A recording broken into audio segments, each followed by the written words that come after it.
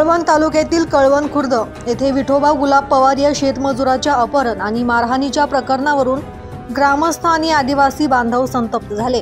या घटनेविरोधात शनिवारी कळवण पोलीस ठाण्यात ठिय्या आंदोलन सुरू असताना आंदोलनकर्ते आणि पोलिसांमध्ये जोरदार वाद झाला। यानंतर जमावाने पोलीस ठाण्यावर दगडफेक केली। या दगडफेकीत पोलीस वाहनाचे काच फुटले असून एक पोलीस कर्मचारी तसेच घटनास्थळी उपस्थित पत्रकार जखमी झाले आहे।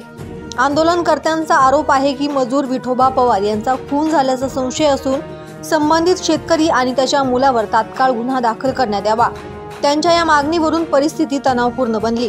दरम्यान कळवण खुर्द येथील शेतकरी बापू त्र्यंबक शिंदे यांच्या शेतात विठोबा पवार मजूर म्हणून काम करत होता। शेतमालक बापू शिंदे हा त्याचा मुलगा राहुल शिंदे यांनी पवार याला मारहाण केली आणि त्याचे अपहरण केल्याचा आरोप पवार यांच्या नातेवाईकांनी केला आहे। या घटनेनंतर ग्रामस्थ आणि आदिवासी समाजात प्रचंड संताप व्यक्त करण्यात आला। कळवण पोलिसात अपहरण आणि ॲट्रोसिटीचा गुन्हा दाखल करण्याची प्रक्रिया सुरू असून पोलीस ठाण्यात अतिरिक्त बंदोबस्त तैनात करण्यात आला आहे। घटनेनंतर संपूर्ण परिसरात तणावाचे वातावरण निर्माण झाले असून पोलिसांनी परिस्थिती नियंत्रणात आणण्याचे प्रयत्न सुरू केले आहे। ब्युरो रिपोर्ट, दैनिक भ्रमर, नाशिक।